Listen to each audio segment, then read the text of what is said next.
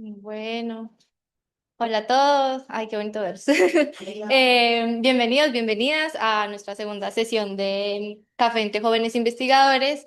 Yo soy Valentina, vengo en nombre también del comité de la revista de estudiantes que estamos consolidando, la revista que se llama Curicia. Aquí les dejo el correo, que ayer no se los di.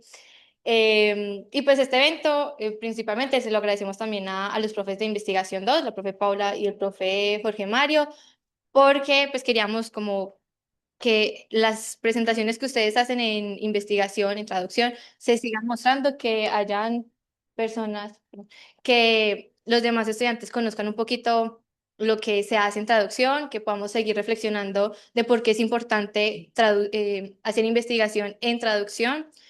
Y pues aprovecho para hablarles a los que no fueron ayer, no, pues aquí estoy repitiendo el discurso de ayer. Les voy a hablar un poquito de la parte de investigación de la escuela, de algunos semilleros que tenemos.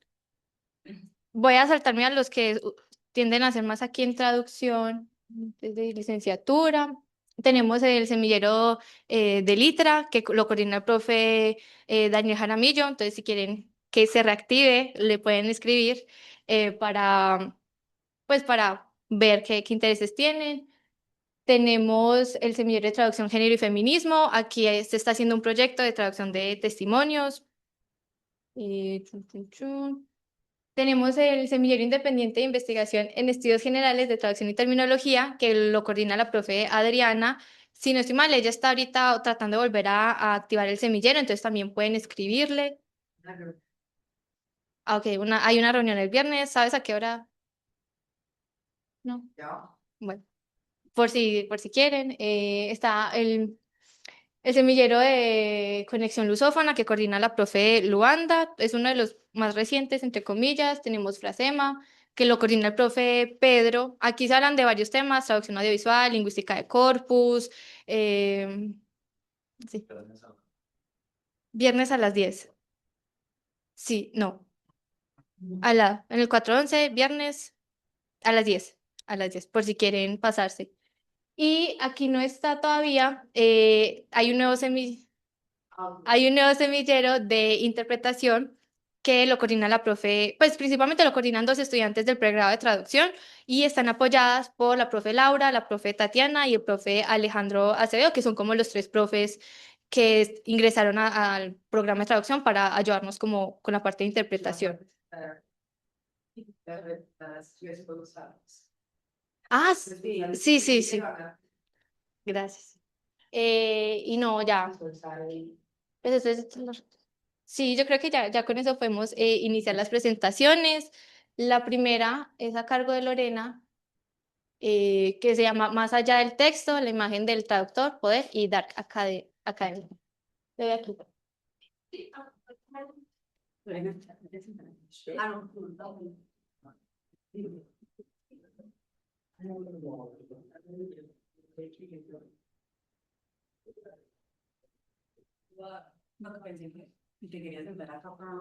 Ahí pasando.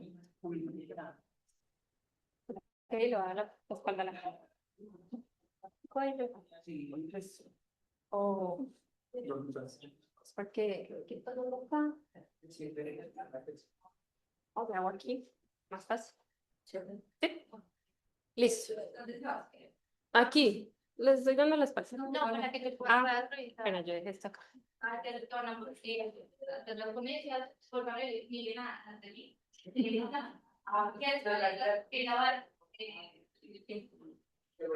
Listo.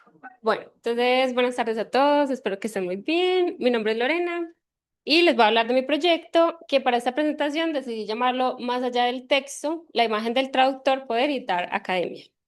A lo largo de la presentación se van a dar cuenta más o menos por qué este título. Y bueno, me gustaría empezar hablándoles un poquito de la contextualización. Este proyecto está enmarcado en la transficción, que es como se llama también un giro ficcional, en donde los estudios de traducción decidieron moverse un poquito a poder comprender todo. lo relacionado a la traducción desde la ficción y viendo cómo la traducción y los traductores son representados en las obras de ficción, ya sean películas o en este caso que es una novela. Entonces, decidí tomar el libro Babel de la autora R.F. Kuan porque pues tiene muchas implicaciones. La traductora, bueno, la autora es traductora ella traduce del inglés al chino y también principalmente porque toda la trama está en torno a la traducción.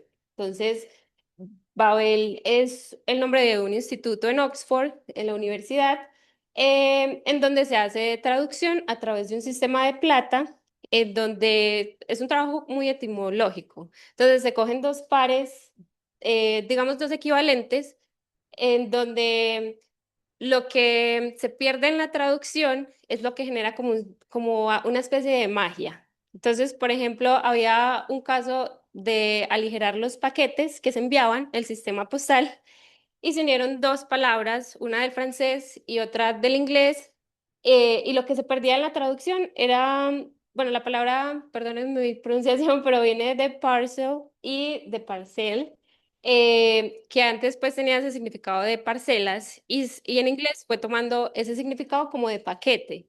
Entonces, lo que se fue perdiendo fue como esa división de la tierra y esa división generó pues como esa magia que permitía que los paquetes fueran llevados con... Entonces, durante todo el libro van encontrando ejemplos así como de esos pares. Bueno, les voy a entrar a explicar un poquito más entonces cuál era mi objetivo, que principalmente es analizar esas representaciones de la traducción y de los traductores en esta obra. Y algo muy importante es que el libro está marcado en digamos, en una estética que se llama la Dark Academia. Y yo quería saber también como qué implicaciones tenía todo ese entorno narrativo en esas representaciones.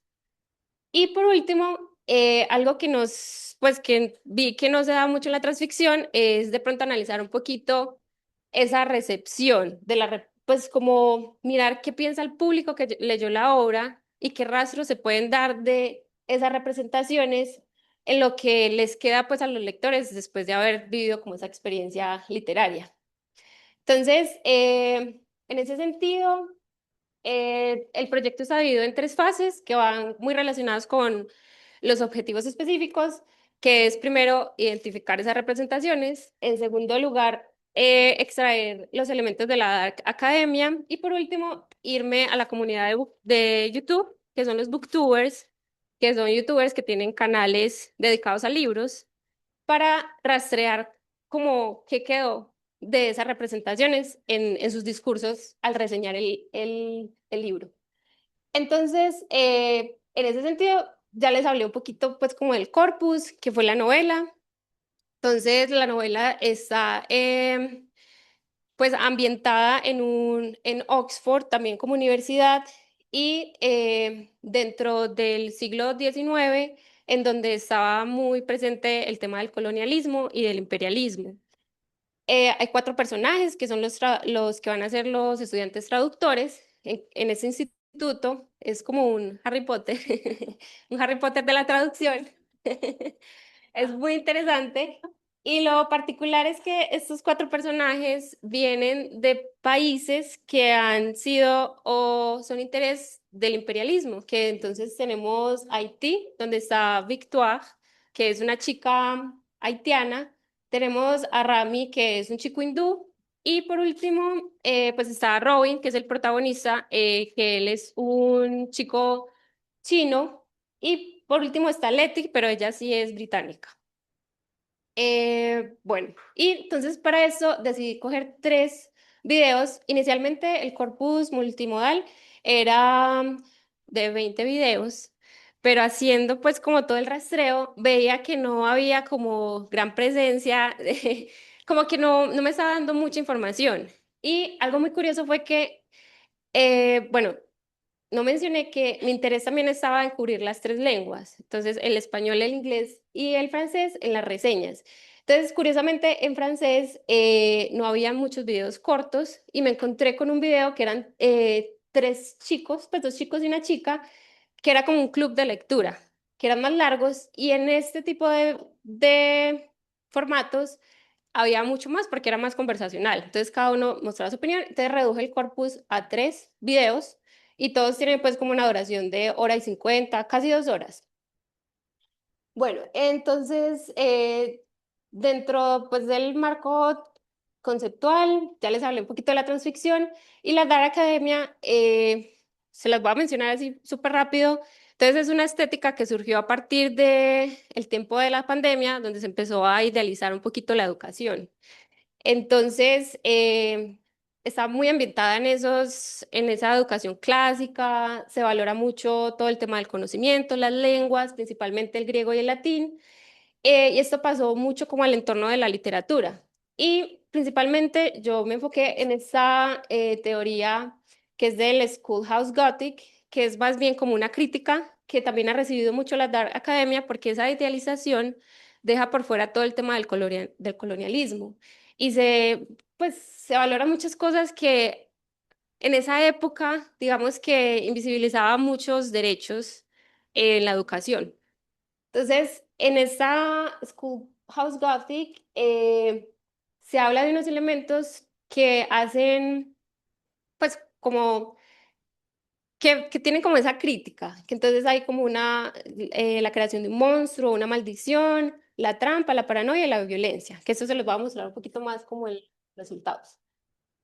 Y bueno, entonces, em, para los resultados, en este tipo de estudios de transficción, uno se apoya mucho en la teoría, entonces yo decidí hacer un estudio más crítico y social en torno a la teoría de Bourdieu sobre los campos sociales.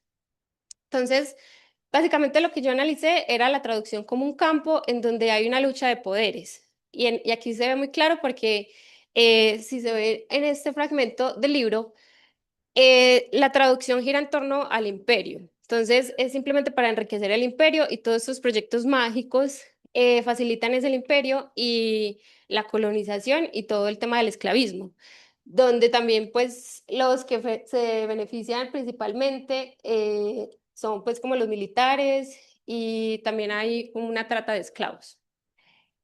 Entonces, es un campo en donde hay un capital simbólico que es como todas esas comunidades pertenecientes a la colonia son como un instrumento para esas traducciones. eh, y pues ese es el capital simbólico, ¿cierto? Se valora mucho el hablante nativo de esas lenguas y también todo pues en general en cuanto a la producción de conocimiento desde la lingüística.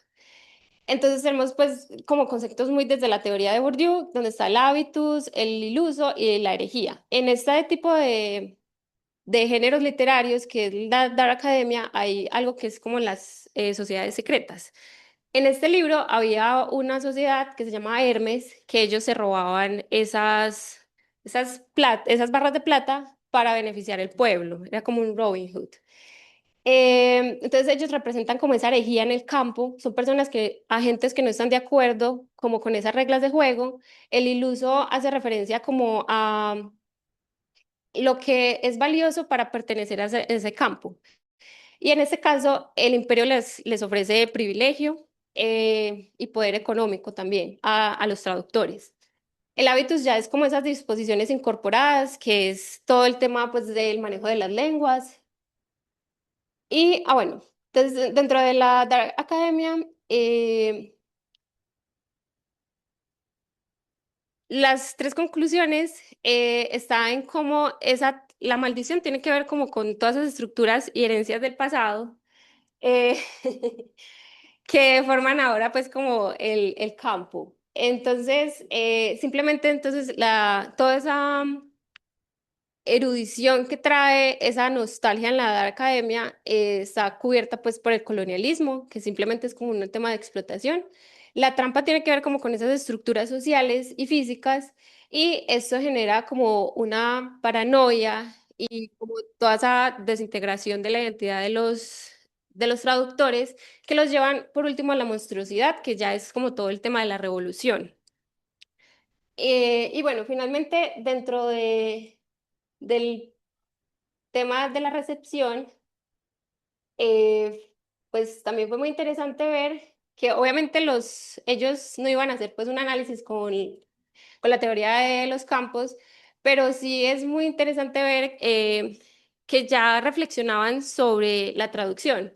Muchos booktubers analizaban como, este libro va a ser muy difícil de traducir, porque hay mucho tema lingüístico, no se puede dejar de lado el inglés. Eso lo hizo principalmente los booktubers que hablaban en español y que hablaban en francés. Los de francés hicieron la lectura del libro en inglés, entonces ya reflexionaban en esas dinámicas de cómo será traducir, también mencionaban mucho los traductores, o sea, le daban todos esos créditos y muchos se interesaron por el tema, o sea, decían como es muy interesante que un libro traiga esto y también había como ese poder divulgativo de la autora para poder comunicar como eso. Entonces, esas son pues mis tres conclusiones así rápidas, simplemente que la traducción también es un campo que tiene que ver con un acto político y social. Y aquí quiero traer también a colación que no tenemos que irnos al colonialismo, sino que podemos pensar también, por ejemplo, en lo que sucede con los intérpretes en Afganistán, en donde, por ejemplo, se utilizan para unos medios que están muy en los intereses pues, de Estados Unidos, donde les prometen, por ejemplo, el tema del visado y todas estas situaciones, y que al final pues como que los dejan de lado y se convierten pues como en un instrumento. Ya la visibilidad de la gente, del traductor, pues con este libro se dio mucha visibilidad para que pues los booktubers pudieran reflexionar y darse cuenta que la traducción es algo que existe.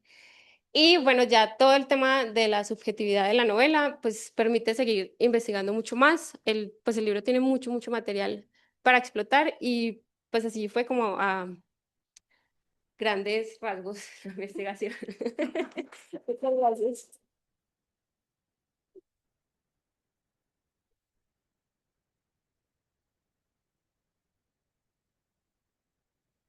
Preguntas, comentarios. Eh, eh, Cuando uno como que lee literatura así como en clave de transficción, vos, digamos, cuando hacías todo ese análisis, vos crees que uno debe buscar decir algo sobre la traducción que le sirva a la gente que estudia traducción o debe decir algo sobre la novela que sirva para entender la novela desde una perspectiva literaria? O sea, vos hacia dónde orientás el análisis transficcional, hacia dar luces sobre qué es la traducción, cómo opera la traducción, que de pronto la teoría no haga, o sobre la literatura para entender mejor la novela y cómo sabes, cómo por ejemplo, pensás vos que uno puede hacer para no imponer una lectura, como uno es traductor y lo lee como traductor, si será eso lo que la persona quiso. ¿Cómo hiciste vos para más o menos decir, bueno, yo esto no me lo estoy inventando? Sí. Eh, ok, bueno, mi intención era hacer algo crítico social y mirar la traducción desde esa forma, ¿cierto? Pero no pensé como en una audiencia externa, sino como un análisis muy desde estudiante en formación, pues traductor en formación, traductora. Entonces fue muy ese análisis, pues como qué es la traducción, pues como qué hay más allá del texto, ¿cierto? Siento que una de las cosas que yo le decía a la profe es que muchas veces la transficción se queda como muy en lo teórico. Entonces, al principio fue muy complicado, entonces por eso fui a buscar una teoría que me pudiera dar como algo en lo que yo pudiera basarme y yo me guié mucho como por preguntas desde la teoría. Entonces, por ejemplo, ¿cuál es el capital que se está debatiendo en este contexto social? Por ejemplo, entonces muy como desde la teoría de Bourdieu fue lo que me dio como esa base, digamos, científica para poder tener como esos requisitos que requiere pues como una investigación. Entonces fue más como desde el interior, como desde la posición del traductor. Listo. Gracias. Perdón.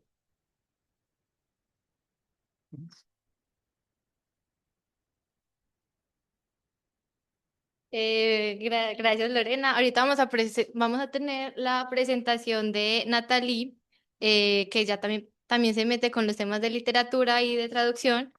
La presentación de ella se llama De París a Medellín, una lectura iberoamericana de Colette.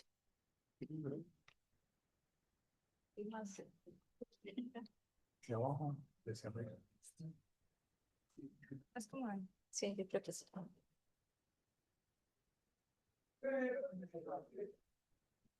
Bueno, buenas tardes, mi nombre es Natalie. Em, Necesito hacer algo diferente antes de empezar la presentación para contextualizarlos, para que puedan entender cómo llegué hasta acá. Entonces, hace más de un año, Valentina me escribió porque quería preguntarme si quería traducir a Colette con ella y con otra compañera que se llama Andrea Álvarez. Yo le dije que sí, obviamente nos iba a acompañar el profe Daniel Jaramillo. Entonces empezamos a traducir. El libro que ella escogió se llama La Maison de Claudine y dependiendo la editorial tiene 28, 30 o 35 cuentos. El libro ya se tradujo en 1943 por una traductora española llamada María Luz Morales. Y bueno, también tengo que decir que la profe Paula, siendo la profe Paula, nos compró este libro y nos lo regaló para que lo vayan mirando. Entonces, bueno, empezamos a traducir y empezamos a traducir en grupo con el profe y nosotras tres el primer cuento que se llama Où sont les enfants. A los pocos días empezamos con investigación 1 y todos dijimos, bueno, este tiene que ser el proyecto de investigación. Ahí empezamos a decir qué vamos a hacer. Entonces empezamos a pensar en un análisis contrastivo entre el francés, el español iberoamericano, el español de la península y el nuestro, y nuestra versión de 2025. Avanzamos durante todo el proyecto, durante todo el semestre, y al final el profesor Daniel me dijo, un análisis contrastivo no se hace entre traducciones, se hace entre el original y una traducción. Entonces así fue como llegamos a hoy en día. Esta es la carátula de la traducción del español, que se llama La Casa de Claudina. Esta soy yo.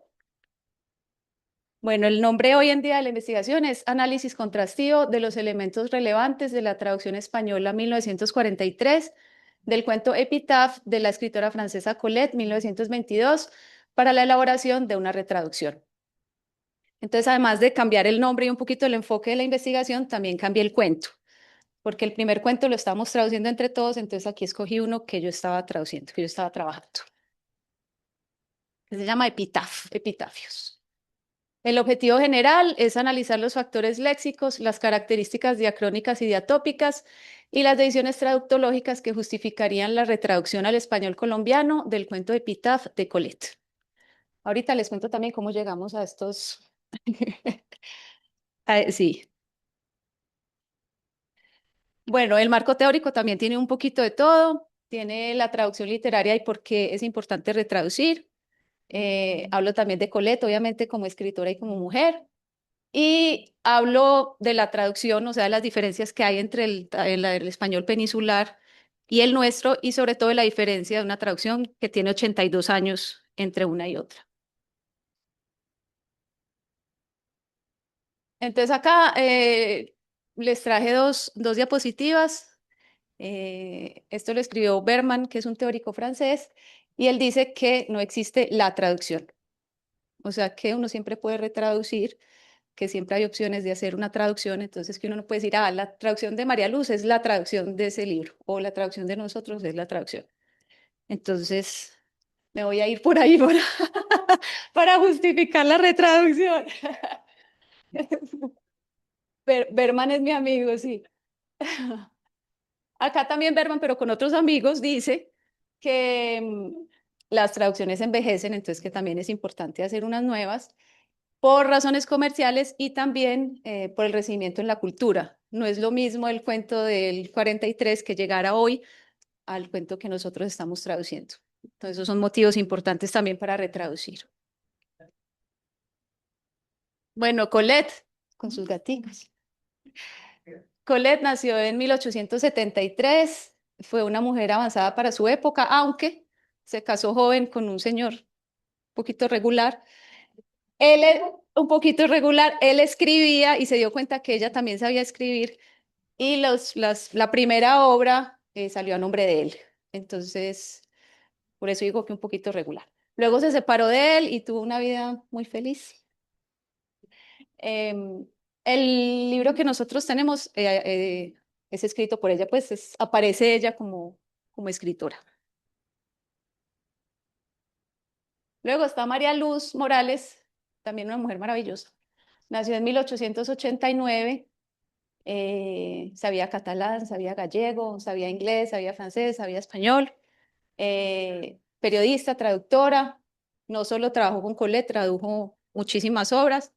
Eh, entonces, en la obra de ella fue en la que nos basamos para hacer el análisis contrastivo. Bueno, esta es la metodología. Les quería mostrar esta imagen para mostrarles cómo la herramienta del taller 1 estaba completamente fatal. No tenía ni idea de qué era lo que estaba haciendo. También les quería mostrar las variables que trabajamos en el primer semestre, que era un trabajo como para 10 traductores y 3 años. Teníamos las variables lingüísticas, sociocultural, estilística y textual, y cada una de esas tenía otro montón. O sea, solo con la lingüística era léxico, sintáctico, semántico, pragmático, entonces no había manera. Entonces con el profe llegamos a un acuerdo. La herramienta del taller 2 era para hacer la prueba piloto. Entonces ahí decidimos hacer, bueno, el original, la peninsular, las diferencias diacrónicas, errores léxicos, errores sintácticos, otros comentarios y la versión latinoamericana. La prueba piloto fue súper esclarecedora para el final del proyecto, porque nos dimos cuenta que, por ejemplo, en las diferencias diacrónicas también había diatópicas. O sea, no era solo que la traducción se había hecho hace 82 años, sino que el español peninsular es diferente al nuestro. Entonces, una de mis variables para hacer el trabajo final tenía que ser esas dos juntas. Lo otro que notamos es que yo había puesto errores léxicos y no todo es error. Había errores, pero había también, por ejemplo, traducción literal, que no siempre es un error, y había, por ejemplo, términos que no eran tan específicos. Se podía trabajar un término más específico del que ella había usado. Entonces, eso también lo notamos. Otro resultado interesante es que no encontré nada a nivel sintáctico. La hipótesis era que el francés y el español se parecen. Entonces, en la prueba piloto no encontré, en todo el cuento encontré una. Entonces, no era lo suficientemente relevante para poner. Y en otros, esa fue la parte más interesante, encontramos las decisiones traductológicas. Eso fue lo más lindo de todo el proyecto, me parece a mí, que lo hice. Esta es la tabla final. Entonces tiene diferencias diacrónicas y diatópicas, léxico y decisiones traductológicas. Ah, bueno, y la versión que nosotros hicimos, la latinoamericana. Acá hay unos ejemplos, los factores léxicos. El primero es un error porque Colette puso vue y la traductora puso voz, entonces sería la vista. Eh, el segundo error es Colette puso un tambour de ville, que en realidad es un pregonero. María Luz puso tambor mayor, que en realidad era el que está en la banda. Entonces no sé si eso fue una traducción literal o si hace 83 años el tambor mayor también era el pregonero. Y acá puede parecer no tan importante, pero el original dice ayer, que es ayer, y la traductora puso antier, anteayer. En las características diacrónicas y diatópicas, el primer ejemplo es que en el pasado se usaba traducir los nombres propios, entonces la traductora tradujo el nombre, lo puso Astronifonque. Y los dos ejemplos que siguen, además de que parece ser una traducción literal, es de un español en desuso. Entonces, periclita, que en realidad es decae, pues nosotros no lo tendríamos que buscar, y loar, que es elogiar. Entonces, la traductora usó estos dos verbos que están en desuso y que se usan en España más que acá. Y acá fue la parte más interesante, porque en un principio, yo no sé qué pensaba yo que era yo, dije, Colette se equivocó, porque le puso les dents agacés, como si los dientes estuvieran preocupados. Entonces ella le daba una cualidad de persona, de emoción, a algo, a los dientes. Entonces yo dije, no puede ser, se equivocó Colette. Le dije a todo el profe, Colette se equivocó, ese es un error. Uy, qué vergüenza. Entonces, ya luego una vez reunidos nos dimos cuenta que era estilo de ella. Entonces, porque tiene este segundo ejemplo donde pone que el rastrillo está irritado. Ya, pero ya va a acabar. Un rastrillo, sí, de cualidades humanas, de emoción a las cosas. Entonces, para mí lo más interesante acá es cómo resolvió la traductora y que nos da a nosotros también la posibilidad de, o vamos a seguir el estilo de Colette y vamos a poner eso, o creamos o le damos sentido a lo que daría sentido en español, porque es que en francés tampoco tiene sentido, pero al encontrar varios resultados decimos, de pronto es el estilo de ella. Y yo quisiera seguir investigando a ver si encuentro más ejemplos. Bueno, y la conclusión es que sí es necesario sí. Sí, hay que retraducir a todo Colette, no solo el cuento, sino a todo Colette. Listo, gracias.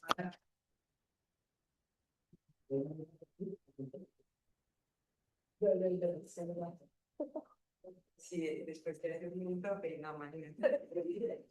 Mentiras. Bueno, me llamó mucho la atención, pues tú lo remarcaste mucho de que había cosas que tú pensabas que eran error y otras cosas que no. Bueno, en este caso te diste cuenta que había un patrón, ¿no? Entonces dijiste, quizás es intencional, pero con otros ejemplos de pronto que hayas encontrado, ¿de qué manera pudiste identificar o de qué manera pudiste controlar ese impulso de quiero cambiar eso? Porque yo considero que es un error, ¿no? Tú como traductora.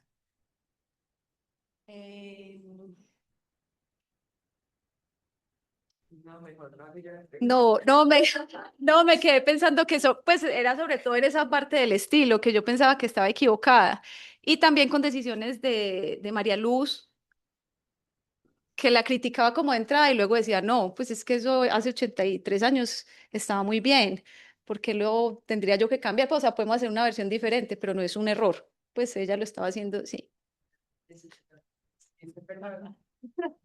Y entonces, pues ahora que dices eso, comparando justamente con la traducción vieja, como de qué manera ves tú entonces que sea importante de pronto analizar esas traducciones viejas para poder entender el estilo de un autor. Precisamente porque ahí, ahí entendí el estilo. eh, y lo podemos respetar o no en las traducciones, ya conociendo qué fue lo que encontramos. Em, y también creo que la retraducción de nosotros va a ser más clara para el público actual. Pero el análisis nos permitió conocer a la autora, pues, o sea, porque en un principio sin el análisis habría pensado que ella se equivocó, y entonces fue súper interesante. Pero tenías tu idea. Exacto, sí. Profe. Gracias, Natalie. Qué rico que están reviviendo a Colette precisamente este año. ¿Encontraron algún traductor o alguna traductora colombiana que haya hecho traducciones de Colette? No, pues no, sí, cierto. No hemos buscado más allá. No hemos buscado más allá. Encontramos a María Luz y no sé si no encontramos a nadie más tampoco.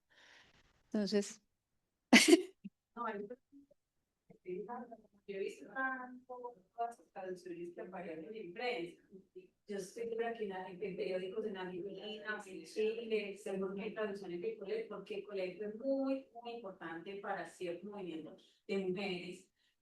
Pero ya, o sea, ya es la investigación. Quise buscar unas traducciones de periódicos, pero yo estoy segura que en Argentina, Chile, sí la deben haber traducido, y debe haber aparecido en prensa. Sí, de hecho, hace poquito Natalie se dio cuenta esta semana y con el profe Daniel que estos cuentos se publicaron en fascículos. No fue la primera versión de Colette.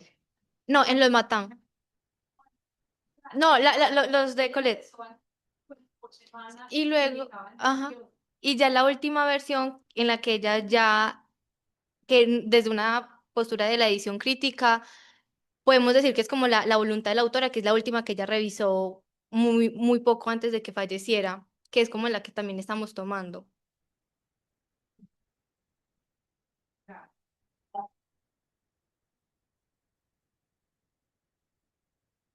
Bueno, y ahora vamos con otro análisis contrastivo, que sí, pero en este caso de traducción audiovisual, que es análisis contrastivo de la traducción de canciones en la serie animada de Phineas y Ferb.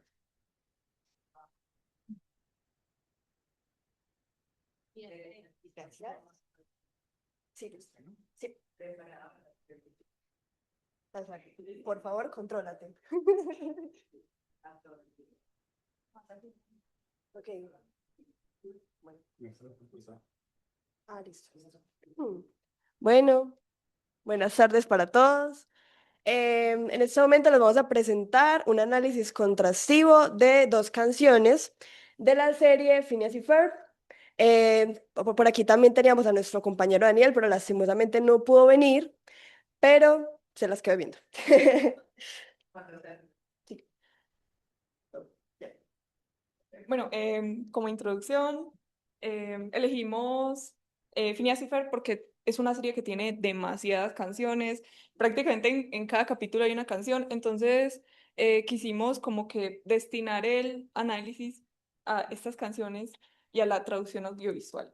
Entonces, el programa de investigación sería en qué medida se conserva el sentido, la cantabilidad en las traducciones de las canciones de la serie Phineas y Ferb.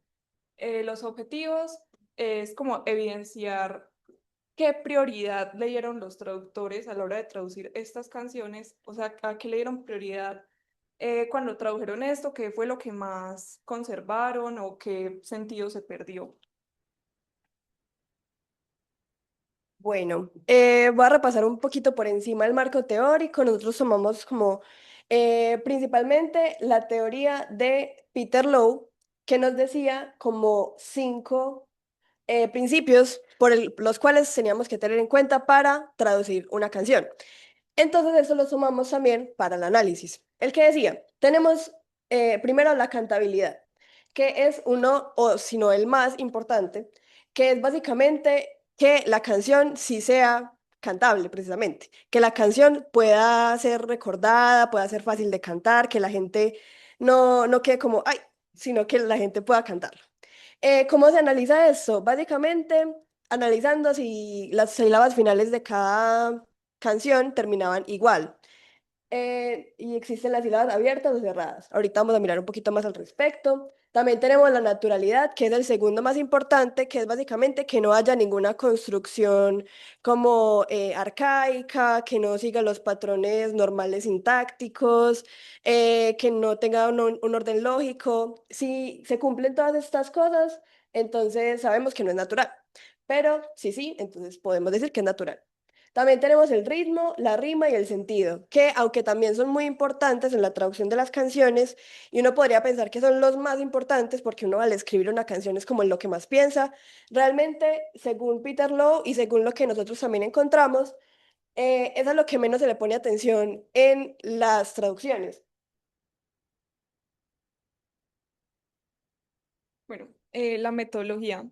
Nosotros tomamos como muestra para este análisis la canción de Ardillas por Doquier, que nos pareció que es una de las más conocidas y es muy pegajosa. Entonces fue interesante analizar esa. Y la de Regresa Perry también porque es una canción como más emotiva. Entonces está como el contraste y la diferencia entre las dos canciones porque la otra es más como cómica y esta es más sentimental. Bueno, nosotros hicimos una tabla en la que dividimos pues la primera canción y la segunda, cada una por fragmentos y pusimos la traducción, específicamente el original en inglés y español latino. Las traducciones son ambas a español latino, no tomamos en cuenta la variante a castellano, entonces sí. Como pueden ver, esta es la tabla con los datos. Y yo sé que está chiquito. Un poquito. Entonces, como pueden ver ahí, primero está la rima, está la rima del original, después en la traducción, están las rimas por sonido, por acentuación, disposición, ya después veremos más de eso. La rima en la original y en la traducción, el cambio de sentido y qué tipo de cambio de sentido, el ritmo y la cantabilidad. Bueno, ¿qué encontramos nosotros? Esos unos resultados de la canción Ardillas por Doquier. En la primera tuvimos como en cuenta varios tipos de rima, porque no, la rima no solamente como la rima, sino que se divide como en diferentes cosas según por ejemplo, según el sonido, según la disposición. Entonces encontramos que, por ejemplo, la rima que más se escogió, tanto en el original como en la traducción, fue la rima consonante. Es decir, que todas seguían como la misma forma. Y podemos ver que también en la original hubo una asonante, pero no se conservó en la traducción, sino que hubo como una preservación muy buena de la rima en esta canción en específico. También en cuanto a la rima, según la disposición, tenemos que casi todas fueron continuas, hubo algunas que fueron trenzada, interna, cruzada, pero en realidad la que más se utilizó fue la continua y eso se preservó también en la traducción. Y también vemos que la rima en ambas ocasiones fue totalmente oxítona.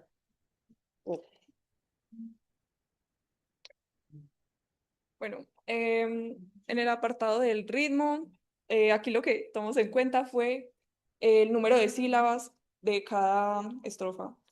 Entonces, ahí podemos ver que en algunas no varía mucho, en otras es igual, y esto pues en el español suele ser más largo por la naturaleza del idioma. Y aunque algunas aunque la traducción tiende a tener más sílabas, no afectó mucho la cantabilidad. Bueno, como ya dijo Jimena, la verdad es que la cantabilidad fue prácticamente exacta en ambas versiones y en ambas canciones. Y pues como podemos ver, pues fue el elemento más importante que se tuvo en cuenta al traducir, porque, por ejemplo, en la primera canción, la mayoría de las sílabas fueron cerradas y eso mismo se conservó en la traducción. Y en la versión de Regresa Perry, casi todas fueron abiertas y eso se conservó también en la traducción. Entonces se puede ver que los traductores se esmeraron bastante por conservar esa misma tipo de sílaba. Bueno, en el sentido, pusimos la técnica de traducción que se utilizó y también qué tanto cambió el sentido, porque hubo algunos apartados en los que no se vio mayor cambio en el original y en la traducción, pero en la mayoría sí, porque es una canción. Entonces, por ejemplo, en ese fragmento vemos que está presente la paráfrasis y la adaptación cultural. Y la técnica de traducción que más se utilizó en esta canción fue la adaptación. Bueno, y ya para finalizar los resultados, tenemos que en la naturalidad, que es el otro aspecto que también les comenté que era el más importante, hubo una muy buena conservación de la naturalidad, tanto en el inglés como en el español. No hubo ninguna construcción arcaica o que no tenga lógica, que se pierda la sintaxis, sino que la verdad se hizo una muy buena construcción de los versos y esto sucedió en ambas versiones, aunque se puede perder un poco el sentido porque, por ejemplo, en una parte dice The color of a blueberry y la trajeron como verde azuloso. Es una adaptación un poco diferente, pero se conserva la naturalidad. Y ya para concluir, pues evidenciamos que sí, que en gran medida se conserva el tono lúdico y la función narrativa, pero no se conserva tanto los otros aspectos como el tipo de rima, a pesar de que sí pueden ser similares, fueron en los que más hubo flexibilidad. También podemos concluir que en las versiones en español latino mantuvieron la esencia y el valor humorístico y que la prioridad fue mantener el efecto global antes que la literalidad del texto. Y podemos confirmar que la traducción de canciones de los productos audiovisuales infantiles requiere o exige más bien una flexibilidad creativa que combina aspectos lingüísticos, musicales y culturales. Y las limitaciones que tuvo nuestra investigación fue más que todo que solamente nos enfocamos en 2 canciones únicamente, que se analizó solamente la traducción al español latino y no a otras lenguas o al español ibérico, y que no se consideraron más canciones de la serie o todas, como todo el corpus de las canciones. Entonces, nuestras proyecciones a futuro sería como ampliar el corpus a más canciones o realizar estudios comparativos con otras versiones del español, con otras series animadas o con el doblaje a otras lenguas. Gracias.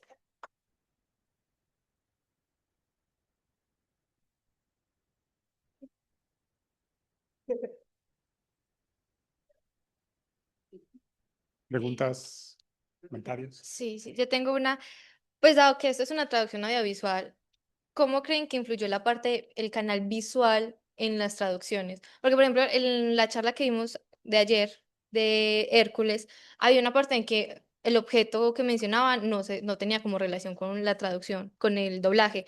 En esas canciones, yo no me acuerdo si en la de Ardillas por Doquier tienen en algún momento deletrean y muestran las letras. Ahí, ¿cómo influye la traducción o cómo creen que influye? ¿Cómo se? Pues por lo menos en la canción de Ardillas por Doquier sí está ese elemento, pero como que pasa desapercibido porque está al fondo. Entonces, como que en realidad no afecta mucho, las personas no se fijaron tanto en eso, no sé si habrá alguna versión en la que se haya adaptado también el fondo o así para cambiarlo, pero eso sería ya en esa canción, ¿no? Porque ya en otros elementos que sí habían en el video, sí como que conserva el video con lo que decía la canción. Y ya en la de Perry es más simple, el video no tiene tantos elementos, entonces no afectaba tampoco.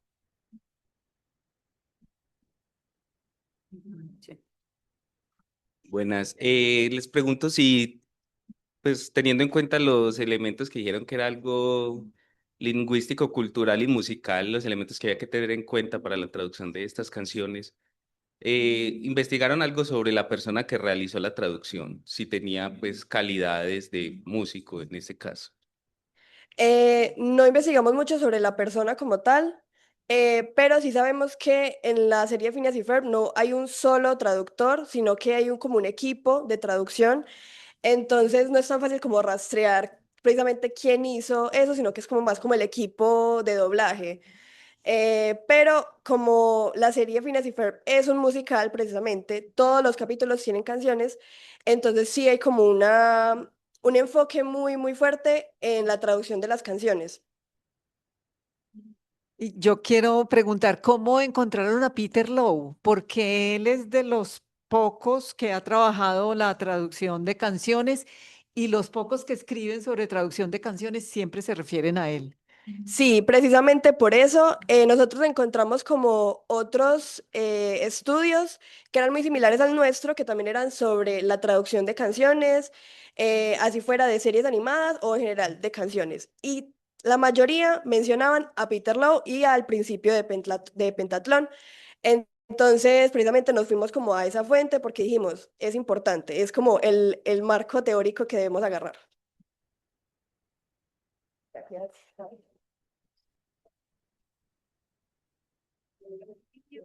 Y vamos a pasar, sí, ya de la traducción a la interpretación. Ay, no, mentiras, perdón. Estoy confundida, perdón. A la traducción, sí. Les cambié la investigación.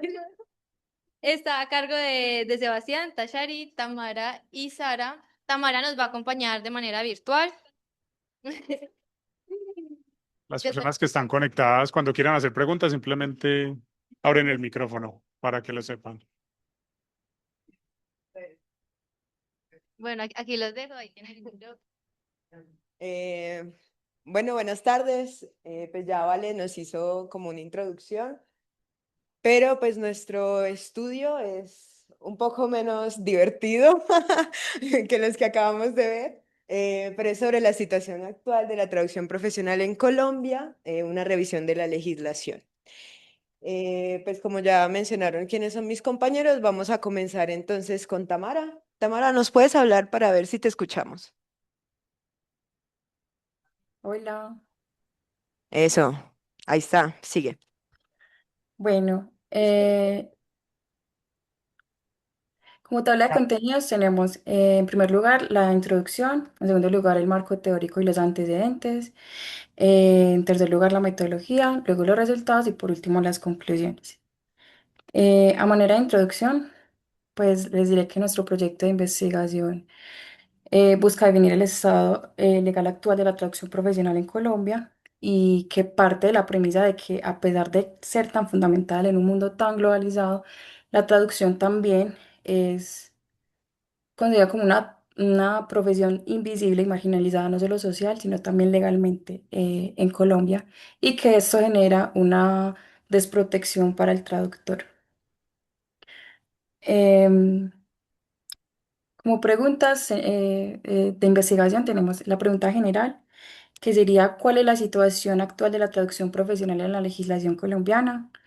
Y como preguntas específicas, cómo se define y regula la ley colombiana la traducción profesional?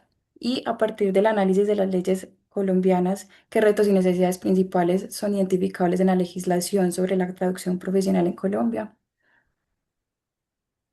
Los objetivos de nuestra investigación son el general, definir el estado legal de la traducción como profesión en Colombia a través del análisis de algunas de las normas al respecto existentes en el país y específicos, identificar las normas que regulan la traducción profesional en Colombia, caracterizar la traducción en Colombia según la legislación emitida por el gobierno del país e identificar los retos y necesidades principales que tiene la traducción profesional en Colombia respecto a la regulación legal.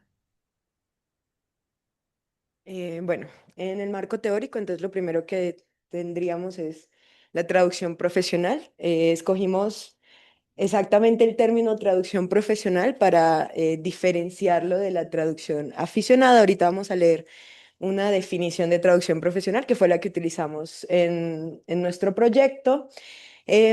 Pero justamente queríamos abordar la traducción profesional desde el proceso de la profesionalización, ¿cierto? Porque como Tamara ya nos explicó, pues la traducción en Colombia sigue siendo una profesión marginal, por lo que como tal no ha pasado por ese proceso de profesionalización. Ahora, la profesionalización se aborda desde diferentes modelos de la sociología de las profesiones. En nuestro proyecto, si bien nos basamos un poco en el modelo más común, que es el modelo de los traits o el modelo funcional, este modelo no se puede aplicar tanto a la traducción, porque si lo hiciéramos, estaríamos como buscando características que no son propias de la realidad de la traducción en Colombia, como la exigencia de que los traductores tienen que ser traductores a tiempo completo, pues de trabajar a tiempo completo, em, y pues otras cuestiones como un gremio fuerte, que si bien aquí en Colombia pues sí tenemos ciertas asociaciones y demás, pues no hay como esa consolidación realmente del gremio de la traducción. Ahora, para que una profesión o un oficio se considere profesional, necesita ciertos tipos de reconocimientos. Entre esos está el reconocimiento legal y el reconocimiento social. El reconocimiento social ya depende del público, de los usuarios, etcétera. Y el reconocimiento legal, que es en el que nos vamos a enfocar, depende de la legislación. En la legislación también se incluyen los códigos deontológicos. Ahora, el modelo que vamos a utilizar para analizar la profesionalización como tal de la traducción en la legislación de Colombia es el signaling. El signaling em, es un modelo que dice que hay ciertas señales o signos que nos pueden informar acerca de qué tan profesionalizada está un oficio y que lo que hacen es informarle a un cliente o a la sociedad en general la competencia que tiene ese profesional en ese oficio. Entonces vamos a ver que hay dos tipos de signaling, los primarios y los secundarios. Los primarios tenemos las certificaciones, la cualificación académica y hacer parte de una asociación. Y en los secundarios tenemos la experiencia laboral y las recomendaciones. Entonces, ¿qué es un traductor profesional para nosotros en nuestro estudio? Un traductor profesional es una persona que ejerce la traducción y posee signaling devices que pueden clasificarse en al menos dos categorías de signaling devices primarios. ¿Por qué esta definición? Porque en la ley colombiana, para tú ser considerado profesional, tienes que tener un título de educación superior. Entonces ya damos por sentado que el signaling device de la formación académica, pues ya debe estar ahí para poder ser considerado profesional. Bueno, los antecedentes tenemos dos principales. Está el libro de Quirós, Zuluaga y Gómez acerca del estatus actual del traductor en Colombia, que analiza el estatus desde diferentes perspectivas. De hecho, varias de las referencias, hay dos que están aquí sentadas, la profe Paula y el profe John Jairo. Y en la otra es la tesis de Juan Felipe Zuluaga Molina, que es la situación actual de los traductores e intérpretes oficiales en Colombia, una mirada desde la sociología de las profesiones que nos sirvió de base para poder analizar desde la parte teórica los resultados. Bueno, nuestra investigación tiene un enfoque cualitativo descriptivo y utilizamos como para recoger todos los datos una revisión documental. Utilizamos como corpus el Diario Oficial de la República de Colombia y utilizamos como todas las normativas que estaban desde el año 2025 hacia el 2019. Más que todo hicimos como solamente ese periodo de tiempo por dos razones principales. La primera era que ya existe un estudio pues, previo realizado por un profesor de acá de la universidad que habla de las legislaciones hasta el 2012 y solamente las hicimos hasta el 2019 porque nos queríamos enfocar en las leyes que fueran más recientes y por el tiempo. Eh, con respecto a la metodología, digamos, como proceso en el desarrollo de nuestro proyecto de investigación, lo dividimos en 4 etapas. Esta primera etapa la podríamos separar en dos, que es la búsqueda manual de las normas y la creación de la base de datos. Con respecto a la búsqueda, fue una búsqueda que se hizo en el Diario Oficial de Colombia y decimos manual porque no sé, por las características de la página como tal, tuvimos que buscar las normas desde el 2025 hasta el 2019, una por una. Y fue un proceso sumamente largo, pero enriquecedor. Y con respecto a la creación de la base de datos, tuvimos en cuenta características generales como el nombre de la norma, el año en el que se publicó y ya ciertos criterios más ligados a lo que es nuestro proyecto de investigación. Ya se hace mención a la traducción al traductor en cualquiera de sus formas y en qué contextos se hace esa mención. Ahí pasamos, pues me acabo de mencionar un poco de la segunda etapa, que sería la organización de esos datos dentro de nuestra base de datos. O sea, no solo recopilar las normas, sino adjuntarlas a la base de datos. En la tercera etapa hicimos un análisis donde recopilamos todos los contextos y buscamos qué se menciona, de qué manera se menciona, ya sea la traducción o el traductor. Y ya después de haber hecho ese análisis, identificamos características de la traducción profesional, discutimos resultados, que ya más adelante vamos a hablar sobre ellos, y todo siempre teniendo en cuenta nuestro marco conceptual. No puede ser. Bueno, se dañó un poquito la diapositiva, pero bueno. Es importante no desconocer que todo proyecto de investigación, o sea, más bien, ningún proyecto de investigación está exento a tener limitaciones. En nuestro caso, las limitaciones fueron tiempo, tamaño de la muestra y factores externos. Bueno, como ya mencionaron las compañeras, nuestra intención era recopilar toda la normatividad desde el 2012 hasta ahora, pero por temas de tiempo, pues 16 semanas para hacer eso es muy poco y solo somos 4. Para un tamaño tan masivo, pues era muy poco tiempo.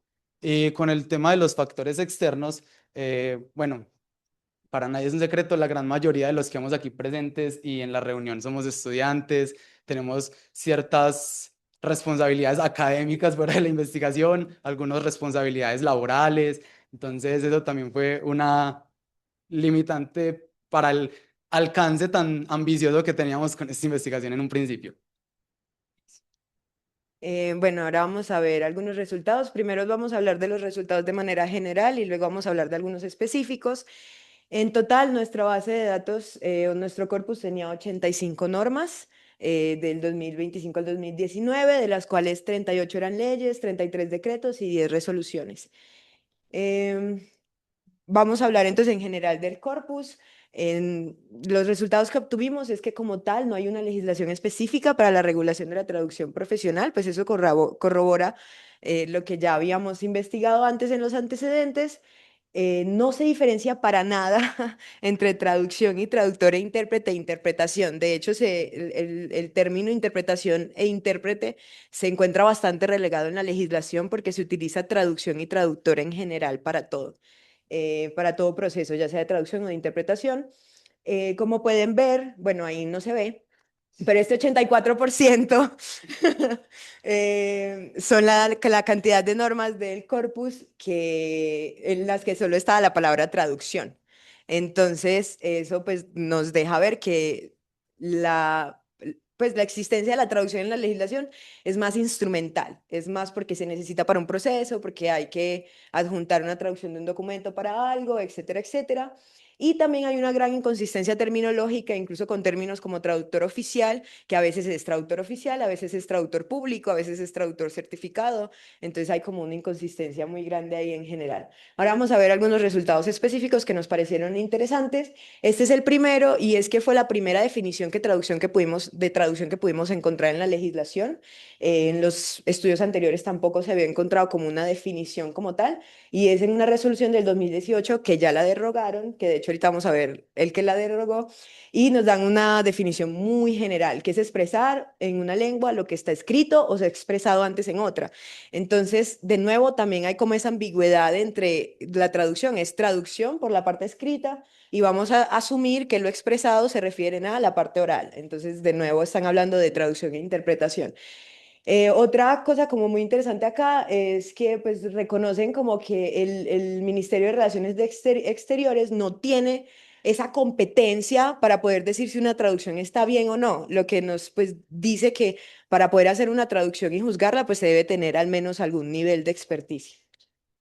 El otro ejemplo, pues tenemos acá que esta es la resolución que derogó la anterior, la que acabamos de ver, y esta me parece muy interesante porque es la primera vez que en la legislación aceptan que hay una necesidad de definición de lo que es la traducción. Aquí se están refiriendo específicamente a la traducción oficial, pero es que es la primera vez que dicen que hay que definirlo. O sea, antes de eso, a pesar de que hay una ley que se supone que regula quién es traductor oficial o no, no hay una definición de qué es la traducción oficial ni de qué es el traductor oficial. Aquí ya tenemos entonces una de cada uno y luego nuevamente se habla como de ese reconocimiento y vamos de nuevo a ese signaling device de la certificación, ¿no? De que haya un reconocimiento que dice que tú tienes cierta competencia. Y estos dos nos parecieron muy interesantes porque en general en el corpus se nota que los términos que se usan son o traducción solo o traducción oficial, pero a partir del 2020 nos dimos cuenta que ya no usan traducción solo en todos los casos, sino que hay un contraste entre traducción simple y traducción oficial. Entonces la traducción simple en la legislación de Colombia es cualquier traducción que no sea oficial, o sea, la traducción en general. Lo que pues en este caso no lo pudimos abordar mucho más, pero creo que nos podría dar varias discusiones de por qué traducción simple y qué, pues, qué conlleva que se utilice ese término de traducción simple. Tami, dale, tú comienzas. Bueno, bueno, como conclusiones encontramos que se cumple la premisa inicial de que la traducción es una profesión invisible y marginalizada tanto social como legalmente en el país y que pues se ejerce en un vacío normativo porque no existen leyes que definan estándares de calidad, responsabilidades profesionales o requisitos de certificación. La otra conclusión es con respecto a la certificación. Perdón. La otra conclusión es con respecto a la certificación. Principalmente la de traductor oficial, pues es casi que la única o al menos la más notoria dentro de la legislación, al menos hablando en términos de signaling devices. Eso es, pues refleja la importancia del reconocimiento legal, ya que no es tan notorio como que podamos evidenciar dentro de la legislación otro tipo de signaling devices, sobre todo de los primarios. Otra conclusión que tomamos era que se deberían impulsar nosotros como traductores iniciativas para fomentar algunas leyes que regulen y también reconozcan el ejercicio profesional de la traducción. Y pues además de las leyes, pues también obviamente investigaciones que puedan como atestiguar cuál es el impacto real de la traducción en la sociedad colombiana, que creo que es en lo que hay más vacíos, como se dieron cuenta, pues nuestros antecedentes eran solo dos en respecto a materia de leyes. Entonces, sí, en investigaciones serían, por ejemplo, el impacto de la traducción en Colombia, el uso de los términos de traducción simple, como hablábamos ahorita, y de pronto poder impulsar una propuesta de ley de profesionalización también haciendo contrastes con otras carreras que tienen características parecidas a las nuestras y que sí están reguladas en Colombia, como son el diseño industrial y otro tipo de, pues esa es la que me viene a la mente, pero hay otro tipo de carreras que tienen características parecidas a la de la traducción. Por ejemplo, otro ejemplo, perdónenme así súper rápido, me acabo de acordar, es la parte de la reforma que se hizo a la profesionalización docente, que antes solamente las personas que eran licenciadas o normalistas podían ser docentes en Colombia, mientras que ahora hacen una diferencia entre profesionales de la educación, que son las personas licenciadas y normalistas, y entre docentes, que son personas que si bien pueden tener un pregrado en otra cosa, tienen formación en pedagogía y ejercen la docencia. Entonces eso por ahí nos podríamos ir para poder ahondar un poco más en la parte de la traducción. Esa es nuestra bibliografía.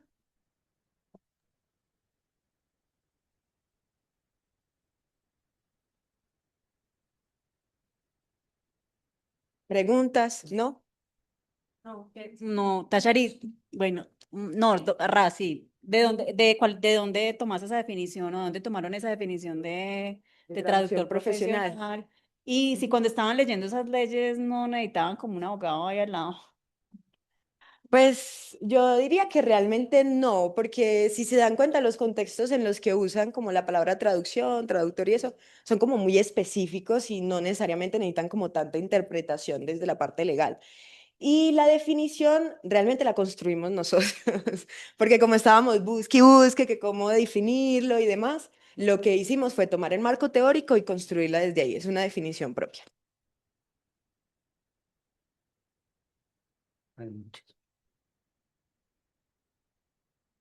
Buenas. Viendo pues el tema de la revisión de normas que hicieron, no sé, miraron normas técnicas de calidad. Generalmente es como lo que regula ese tema de la... Sí, de hecho en Colombia ahorita pues está, yo lo tengo por aquí anotada, perdón, está la ICONTEC, la NTC, bueno, no sé, pero es una de 2017, por ahí la tengo. Y un tema sobre, pues Sí. un paralelo, porque al final también hablaste al inicio de como recomendaciones de qué hacer, pues revisaron como una legislación que fuera la que quieren aspirar, digamos, si hay propuestas, esta es la legislación que queremos que se aplique en Colombia, por ejemplo. Sí, bueno, volviendo a lo de las normas, el problema con estas normas, primero es que son normas privadas, tú tienes que pagar para eso, entonces como tal, no te están regulando la profesión en el país. Y lo otro es que las definiciones que hay en esas normas, porque las revisamos, son traductor, persona que traduce. Entonces es como, ah, bueno, está bien, claro. Entonces realmente, si bien son como pueden ser realmente una fuente para poder construir la legislación sobre traducción. No me parece que sean suficientes, no nos pareció suficiente para realmente, pues sí, constituir como una reglamentación de la profesión. ¿Y qué era lo otro? Sí. Sí, yo sí me acuerdo. Pues es muy interesante esa pregunta porque de hecho sí, nosotros sí tuvimos en cuenta otro tipo de legislaciones, no como para deberíamos aspirar a ser como ellos, sino para usarlo a modo de contraste. Miren lo que tienen ellos que no tenemos nosotros, por ejemplo. Exacto. De hecho, por eso digo, es un estudio muy ambicioso porque era una franja de tiempo súper extensa, con una cantidad de normas súper extensa. Y si la profe Paula recuerda en investigación uno, nosotros queríamos hacer eso en Colombia, Costa Rica, Chile y Argentina. Entonces, entonces es algo sumamente complicado, pues complicado a modo de sumamente extenso. Y como dice el profe Jorge Mario, 16 semanas no son suficientes. Eso es llamada. ¿Tenías una pregunta? No sé si la voy a formular bien, pero pues me surgió una duda en cuanto a pues, los diferentes tipos de signaling devices que hay, pues todos conocemos sobre el de traductor oficial, que también supongo que es una forma de regular pues regular la profesión. Entonces quería saber cómo ustedes, cómo lo vieron, o sea, o cómo impactó de pronto si tuvieron algo vieron algo de este examen que, pues, como dices, afirmaría que uno cuenta con más, se podría decir, más competencias que, por ejemplo, aquí el pregrado como tal, que uno no sale como traductor oficial, como si tiene algún comentario o algo en relación a eso. Bueno, principalmente el hecho de que, pues, primero, como mencionábamos, es la única como certificación que se puede encontrar ahí o que dicen exactamente qué otras cosas pudimos encontrar que de pronto no son solo como el traductor oficial. Habían algunos resultados donde decían algo muy curioso que todavía no entiendo a qué se refieren, pero decían algo así como la traducción o la interpretación se podrá hacer por el Ministerio de Asuntos Exteriores, por un traductor oficial o por un traductor escogido por el juez. Entonces, ahí, porque en los antecedentes que teníamos, se tomaba como escogido por el juez como sinónimo de traductor oficial. Pero viéndolo en ese contraste de que está en la misma lista, de pronto, por eso dijimos que la credencial de traductor oficial era el signaling principal, pero ahí, por ejemplo, podríamos ver otro signaling que sería el de recomendación, ¿cierto? Y el de certificación, porque si te escoge un juez es porque alguna competencia tienes, ¿sí? No sé si respondí tu pregunta. ¿Sí?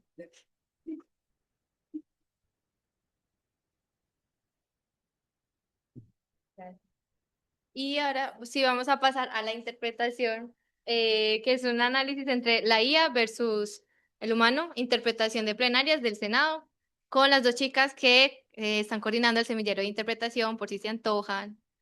Fue en comunicación con ellos. Sí, acá en promoción. Y hacia arriba para volver. Únanse al semillero, chicos. Yo no entiendo por qué no estamos todos ahí. ¿Qué?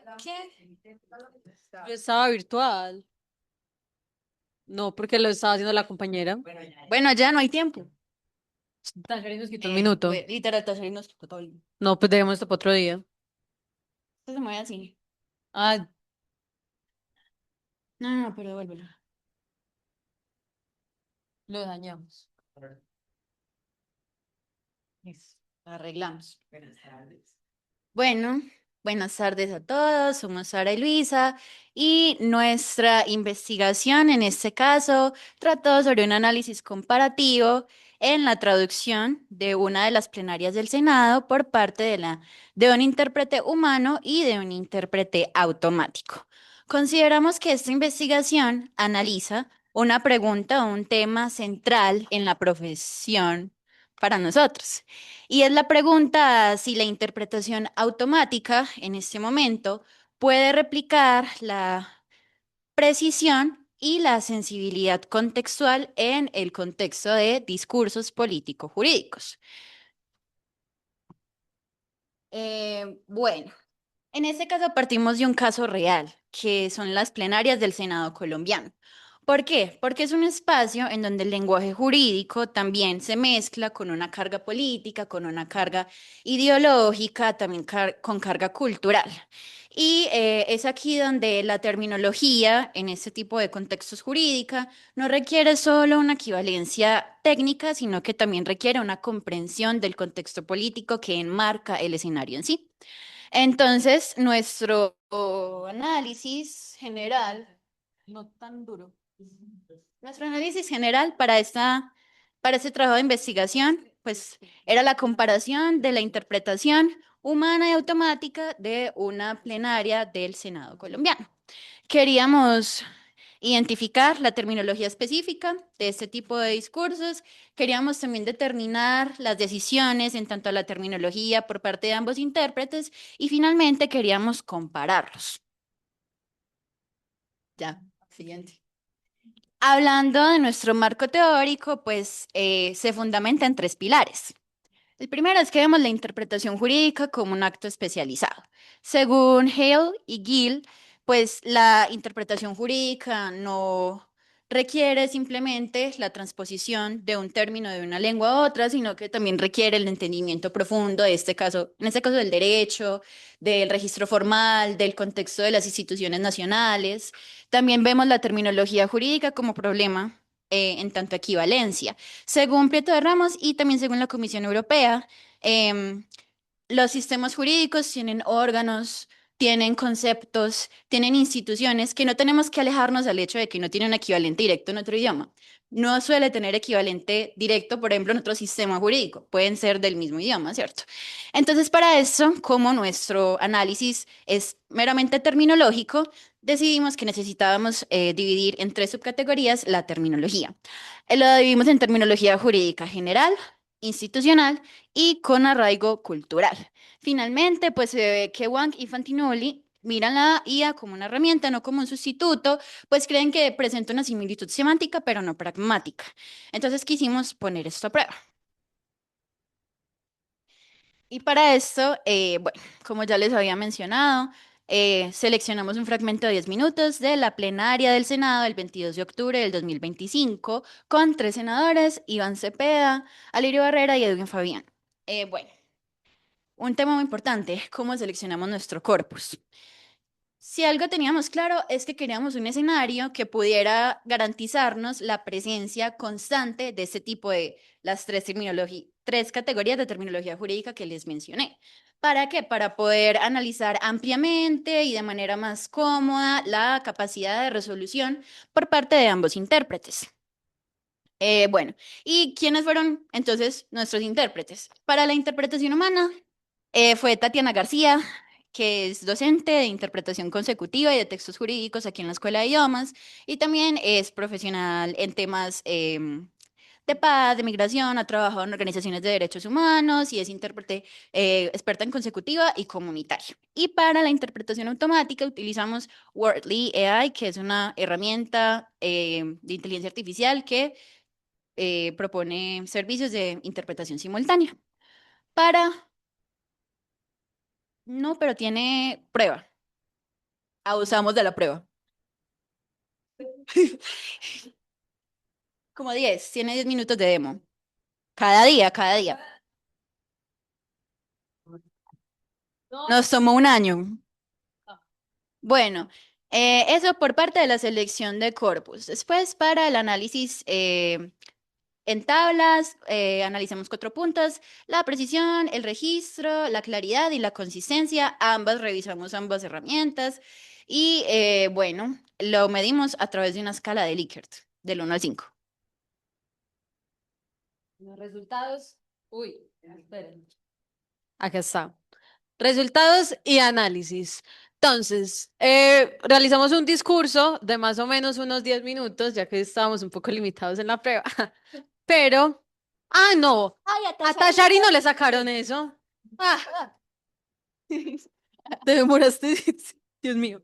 Bueno, pero logramos identificar 26 términos que eran claves para nuestra investigación. 12 pertenecían a la categoría de terminología jurídica general, 7 a la institucional y 7 a los de arraigo cultural. Si todavía tienen dudas de cómo funcionan las categorías, les voy a explicar. Por ejemplo, fiscalía es institucional, es una institución. No hay mucho para explicar. General puede ser convicto, es algo general, es algo que normalmente se entiende en casi todos los sistemas jurídicos. Y arraigo cultural, ahí se puede mezclar con muchas cosas, pero Centro Democrático es una institución, pero también tiene arraigo cultural porque es de acá. ELN, FARC, todos falsos positivos. Compinches es el mejor ejemplo, que es como algo que se dice más dentro de, no es exclusivamente político, pero se usa dentro de esos contextos.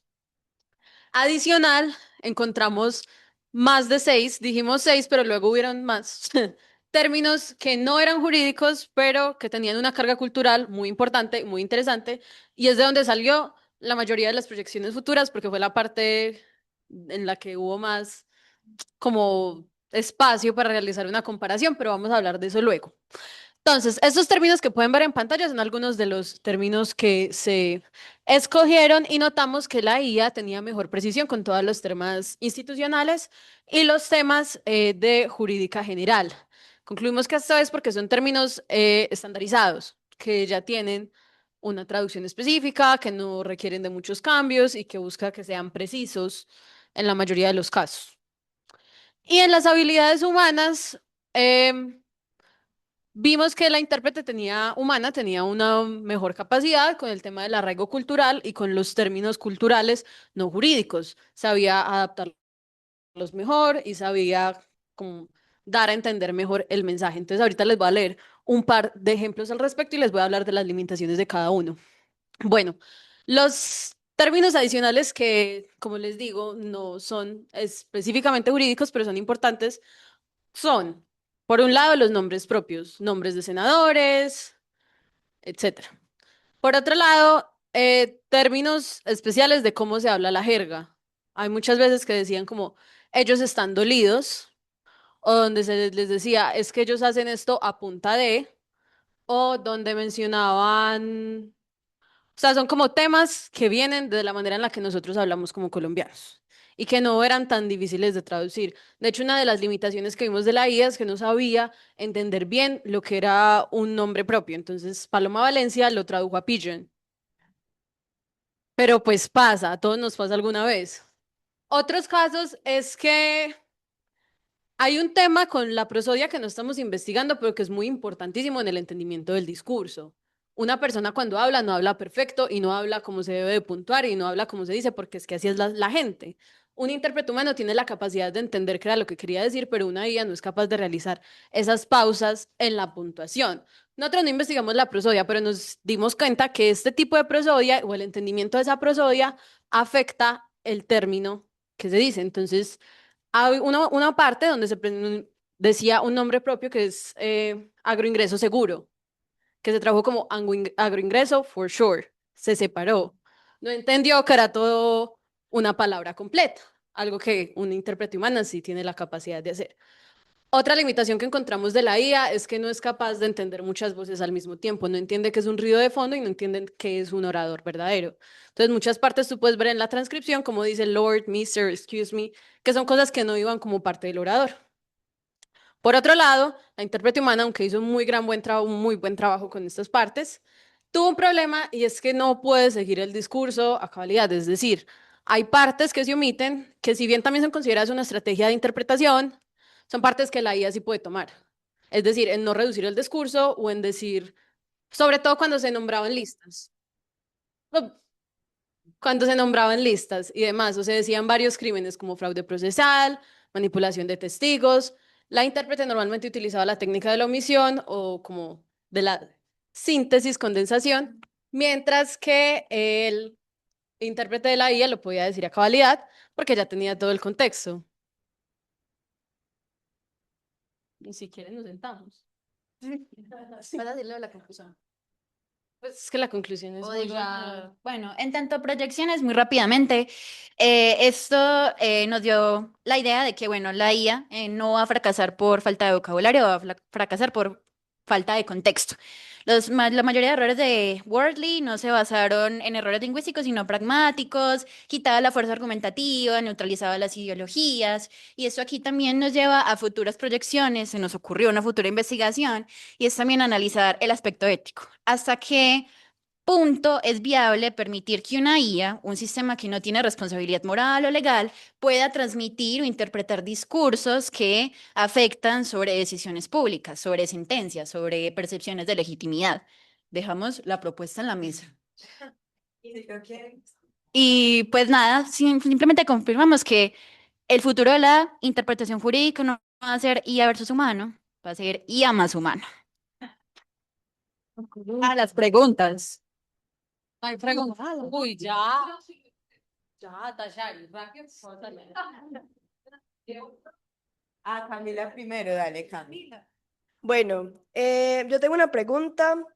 Ustedes ya viendo este estudio que hicieron, ¿ustedes piensan que es más factible, por ejemplo, utilizar esta IA o alguna otra como una herramienta junto al intérprete, o sea, simultáneamente, o piensan que una herramienta más como la transcripción a tiempo real o, por ejemplo, otras herramientas de interpretación o otras herramientas que ustedes conozcan sean más útiles para la interpretación simultánea. Es que, de hecho, chicos, si estuvieran en el semillero, pero nosotros hemos estado yendo a conferencias de pues, una empresa de interpretación ya privada que es Go Bilingual. Entonces nos dimos cuenta que más que inteligencia artificial, sí que están utilizando herramientas de transcripción, pero no como una sustitución, sino como un apoyo, más por eso de la rapidez del discurso, porque no siempre se puede medir la prosodia y la manera de hablar del orador. Entonces se están utilizando pues, recientemente, sí, programas de transcripción. Bueno, mi pregunta iba justamente con eso, porque yo no estoy en el semillero, pero sí sabía. Em, y pues ya yo les iba a preguntar, era a ustedes personalmente, pues según la experiencia que tuvieron Sí. en esos lugares. No, no si la usarían, sino que, cuál es la perspectiva de ustedes en general. Ay, háblale de nuestras prácticas. De nuestras prácticas. Bueno, primero yo quiero hacer una distinción frente a la interpretación simultánea, que fue lo que investigamos, y la interpretación consecutiva. Como es mi opinión personal y porque Tashari me lo preguntó, para mí en la interpretación simultánea es muy difícil seguir una transcripción y seguir un audio al mismo tiempo. O sea, no tienes el tiempo, son demasiadas cosas mentalmente para hacer. Yo que digo que se puede desarrollar un tipo de glosario de IA que te vaya generando el glosario mientras pasa la interpretación para que no se te olvide el equivalente si te vuelve a aparecer. Eso puede ser algo útil. Con la consecutiva, a mí me parece que es demasiado útil la transcripción. Nosotros tuvimos la oportunidad de interpretar consecutivamente unas clases de maestría para la Facultad de Educación y estuvimos utilizándola y fue súper útil, especialmente porque era algo muy, a pesar de que era académico, era una clase muy pequeña y era una oradora muy cercana y en la parte de preguntas sobre todo se extiende muchísimo, así como yo, se extienden muchísimo con las respuestas. Entonces es muy útil para entender esos conceptos claves y poder mantenerlos y hacer una mejor interpretación.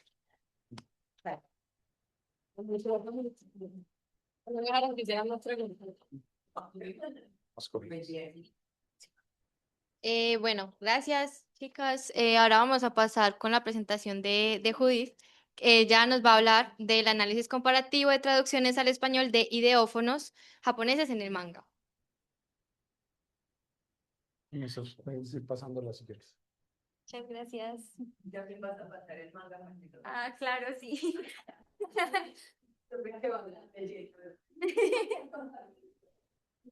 Bueno, muy buenas tardes a todos. Mi nombre es Judith Arias y les voy a presentar mi investigación sobre el análisis comparativo de traducción de ideófonos en el manga japonés. En este caso, tomé la obra JoJo's Bizarre Adventure, Diamond is Unbreakable. Estoy hablando muy pasito. Ay, qué pena. Entonces voy a intentar hablar más duro. Sí, más. Bueno, es verdad. Ah. Sí, ahí estoy bien, listo, muchas gracias. Bueno, aquí por suerte tengo uno de los volúmenes que se analizaron. Este sería una de las versiones que utilicé porque el análisis que hice fue basado en dos traducciones al español. Una a cargo de una editorial que sería Panini México, esta es la que yo tengo, y la de Ibrea. Ibrea es una editorial argentina, pero la versión que pude conseguir, por limitaciones también, fue la versión española. Pero como me voy a basar en los idiófonos, que aquí explicando un poquito qué es un idiófono, son las onomatopeyas y las expresiones que simulan sonidos. Entonces, pues de verdad creo que no tendría tanta diferencia pues en cuanto a una versión argentina o española. Ahí voy a ir pasando el libro por si lo quieren ir mirando. Bueno, esta investigación, los temáticas principales fueron la traducción de cómics. También hay que entender el cómic como un producto multimodal para pues comprender cómo cuál es esa relación de esas onomatopeyas, esos idiófonos y la narrativa. Entonces también tomé los conceptos de la traducción multimodal y los idiófonos japoneses. Escogí también como esto del japonés porque siento que es un idioma muy particular debido a que allá tienen una gran variedad de onomatopeyas o estas expresiones idiófonos. Entonces, pues es muy interesante. Ya luego voy a ahondar un poquito más sobre esto. Y este tipo de investigación fue una investigación empírica, naturalista. Como he mencionado antes, lo que hice fue analizar las dos traducciones y sería en este caso un estudio de caso cualitativo. Bueno, el corpus que yo utilicé fue JoJo's Bizarre Adventure, que es una serie bastante longeva, tiene alrededor de 136 volúmenes y se publica desde 1986, si no estoy mal. Entonces, es una serie que está dirigida a un público masculino joven y también, pues, la verdadera razón por la que la escogí era por la facilidad que tuve de acceso a las dos versiones, pero también algo muy interesante de esta es que eso justo de las onomatopeyas es como algo muy característico de la obra. Incluso, aunque la serie tenga una versión adaptada al anime, incluso ahí se incluyen como estas onomatopeyas en la representación visual. Entonces me pareció muy pertinente hacerlo con este tipo de obra. Bueno, los objetivos de investigación fue seleccionar y extraer una muestra de onomatopeyas para hacer el análisis y las diferencias en las estrategias y bueno, también en las técnicas específicas de traducción. Evaluar cómo fue pues las diferencias entre el idiófono japonés y la traducción que se escogió para cada uno de ellos y descubrir si esto afecta de alguna manera la interpretación de la obra en sí. O no tanto de la obra, sino también como en partes específicas de las escenas, exacto. Bueno, quizás los conceptos principales que voy a abordar sería la traducción multimodal. Tomé las definiciones de Jonathan Evans, que como he mencionado anteriormente, se puede considerar al cómic como una creación multimodal que combina imágenes y palabras para expresar sentido. De cierta manera, ambos como se complementan para la narración y así. También tomé la perspectiva de Porras que dice que no se pueden ignorar estos códigos debido a que condicionan, sustentan y también en ocasiones facilitan la interpretación y la traducción de la palabra escrita. Como he dicho, muchas veces estas onomatopeyas, por así decirlo, son como complemento de la imagen y de lo que se está diciendo en los diálogos. Entonces, también es como cierta parte de la importancia de estas en el cómic. También tomé como referencia un artículo que me pareció muy interesante, que es sobre estudios de traducción y de pragmática sobre la importancia de estos idiófonos en el cómic. Entonces, este estudio me pareció bastante relevante porque es en realidad un estudio con seguimiento ocular. Entonces, se demostró mediante este estudio que las personas sí ponían más atención a estas expresiones si estaban traducidas y, bueno, en este caso estaban más pues se hacía como una ecuación completa de la onomatopeya en el cómic. Entonces, oh my God. Entonces, eso fue lo importante, que de por sí como con eso ya probé que sí era importante analizar y que se tradujeran estas expresiones.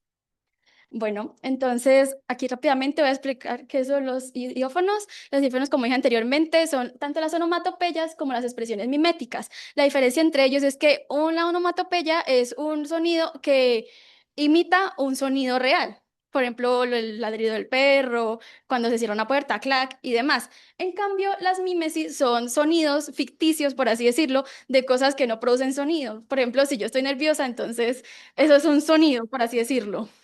Las japonesas son así, tienen como sonidos muy específicos a cosas así de, eh, así de específicas. Y lo otro también como complejo es que ellos en su uso de la lengua también las usan como adverbios, como verbos incluso, o adjetivos.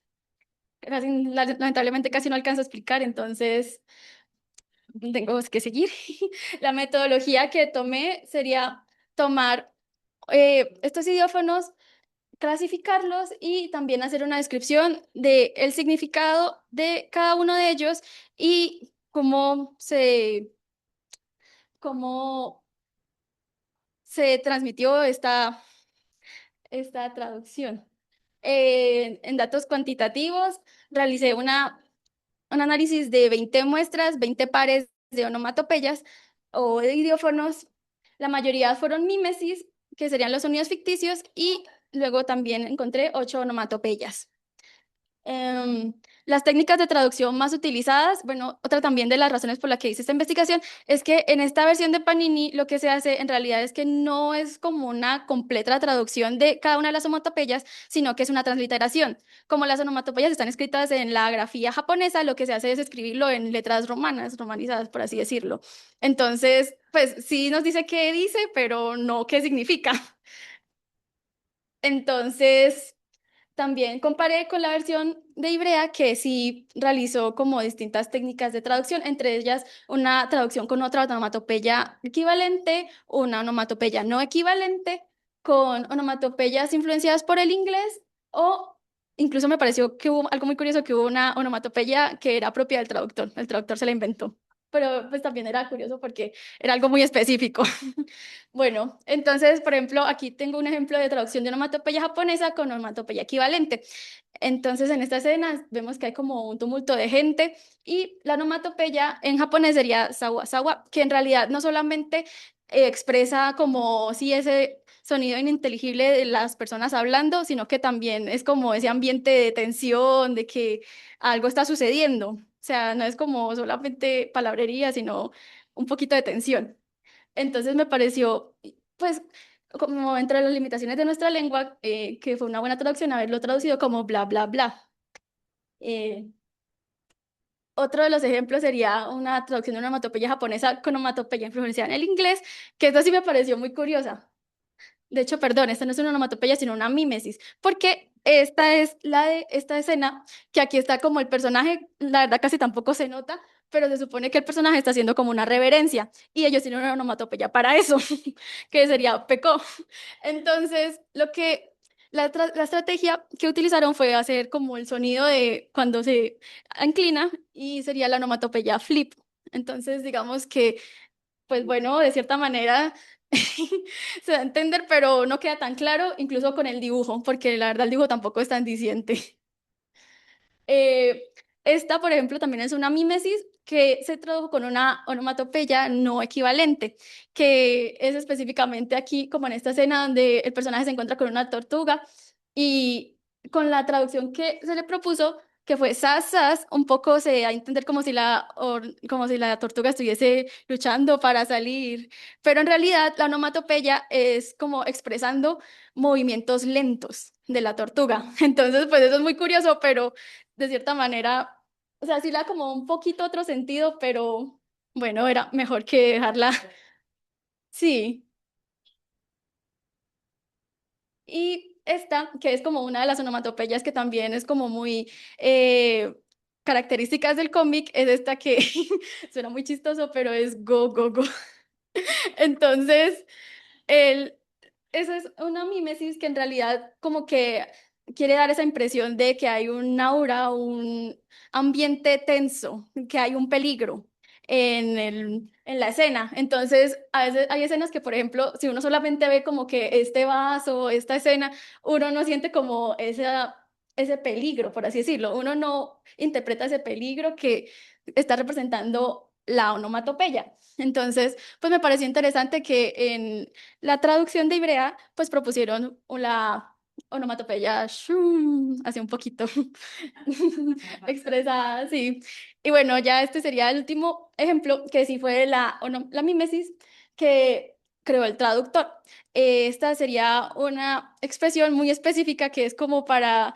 Ahí está el personaje como un poquito agonizando y que tiene como eh, los músculos están como tensionando, tiene como espasmos musculares y tienen una onomatopeya para eso.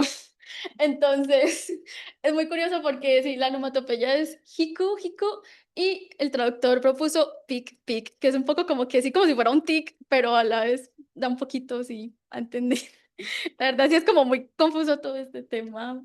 Y bueno, de por sí ya como desde un inicio yo sabía que era un tema bastante complicado por esa especificidad de esas onomatopeyas y bueno, de cierta manera me pareció muy interesante descubrir no solamente como las técnicas, sino, o sea, las técnicas que hay en el mercado, porque de hecho hay un estudio que se me pasó de mencionarlo, pero toda esta investigación la basé en ese estudio, que es de una doctora japonesa en literatura, que se llama Inose Hiroko. Entonces, ella propone como todas estas estrategias que se utilizan en la traducción del japonés al español. No solamente en el cómic, sino también en novelas, porque como he dicho, estas onomatopeyas también tienen funciones de adverbios, tienen funciones de verbos, y hay muchas novelas que incluso o sea, en la prosodia usan las onomatopeyas. Entonces, bueno, quiero concluir de que todavía hace falta bastante investigación respecto a esto. La verdad, esa tesis doctoral es un gran referente, pero siento que todavía hay vacíos, no solamente en la academia, sino también en la parte editorial, porque también me parece que es algo de cuidado esto de la publicación, tener en cuenta de que pues cuando un lector se encuentre con estas onomatopeyas sin traducir, muchas de ellas se encuentra muy poca información en español, entonces sí hay pérdida como de esta, no solamente de carácter narrativo, sino de esta identidad del cómic, ya que está bastante influenciado por este uso de las onomatopeyas. Y bueno, también en cuanto a lo que se observó en las técnicas, eh, diría que las impresiones que tuve como de la traducción, en donde sí se propusieron como equivalencias para estas problemáticas, fue bastante funcionalista. La mayoría de ellas también intentó como integrar onomatopeyas ya existentes en el español y sí que en realidad sí fue, pues, bueno, lo trabajo. Y listo, muchísimas gracias.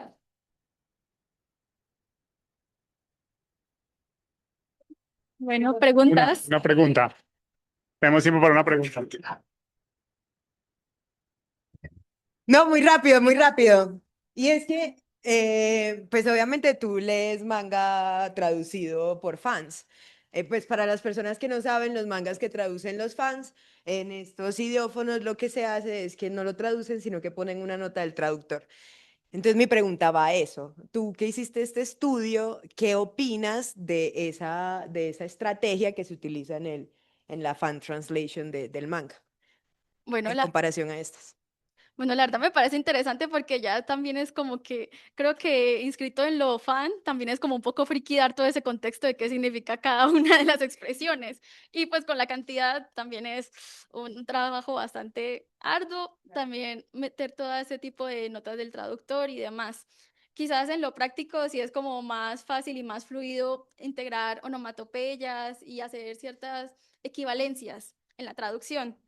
Y bueno, creo que quizás en lo editorial no podría entrar tanto debido justo a eso, que sería como bastantes adiciones al producto final y que, pues sí, como algo muy específico, muy friki y creo que ya está como más orientado a un público muy general.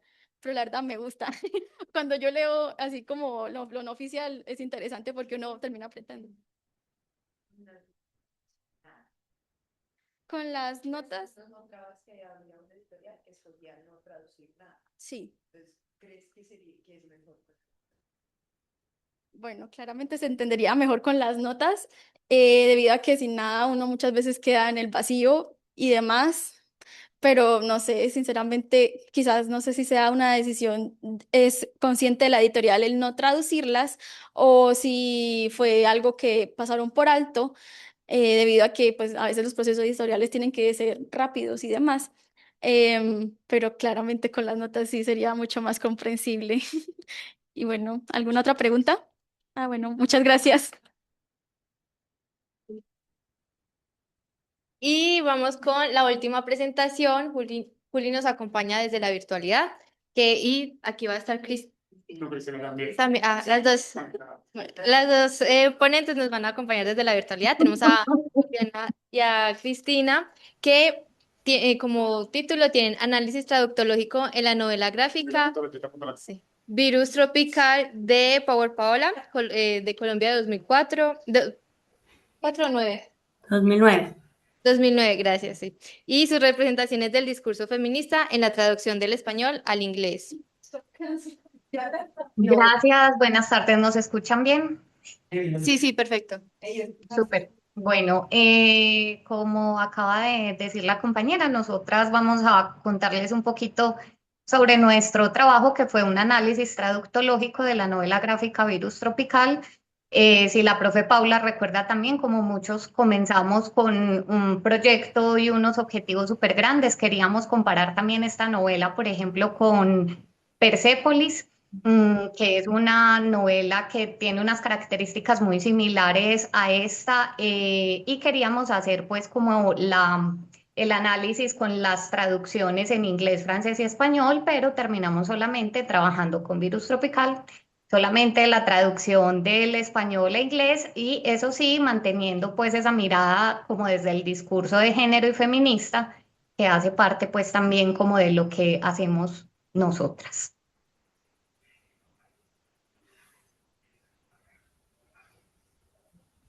Bueno, este es nuestro equipo. Nosotras, para todos los trabajos de la universidad, nos hacemos llamar Juju, porque Juliette es Julián en francés. Nos gustan nuestros nombres en francés, entonces nos casamos con Juju.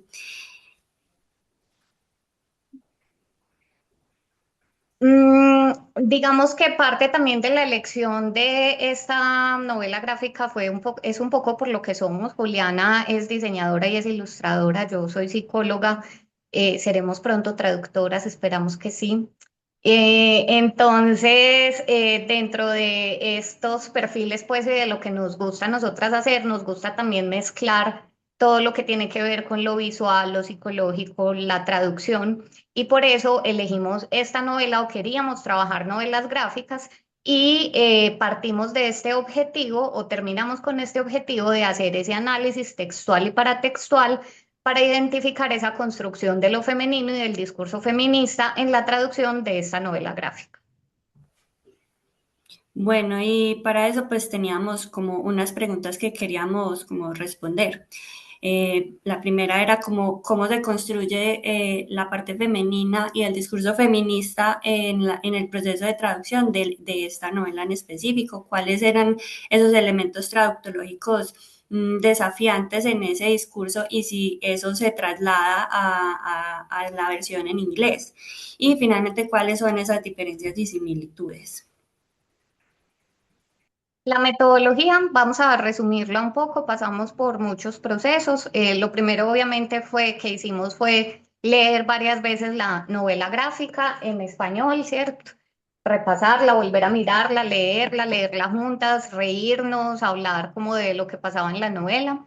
Y como les decíamos, teniendo en cuenta siempre pues como ese tema de la perspectiva de género y de cómo se habla de lo femenino y de las mujeres que son tan importantes en la novela.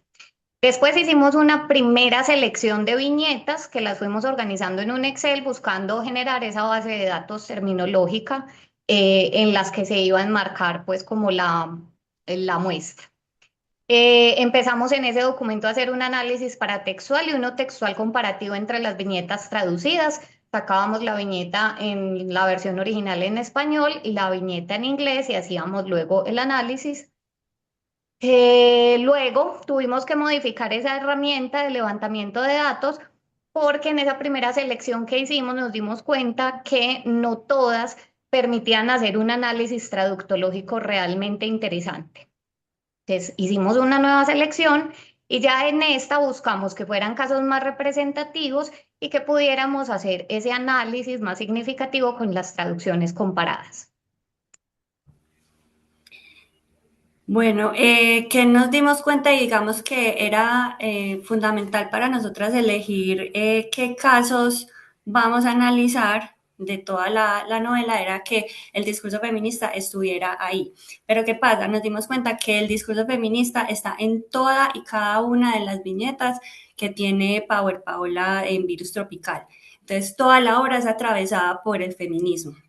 Entonces, pues, escoger solamente bajo este criterio del discurso feminista, pues fue un poquito muy complejo, porque el discurso feminista abarca un sinfín de problemáticas sociales que todas las mujeres entendemos en nuestro propio universo, ¿cierto? Entonces, hay un montón de temas que uno se relaciona, entonces habría como que delimitar un poquito más el tema del discurso feminista.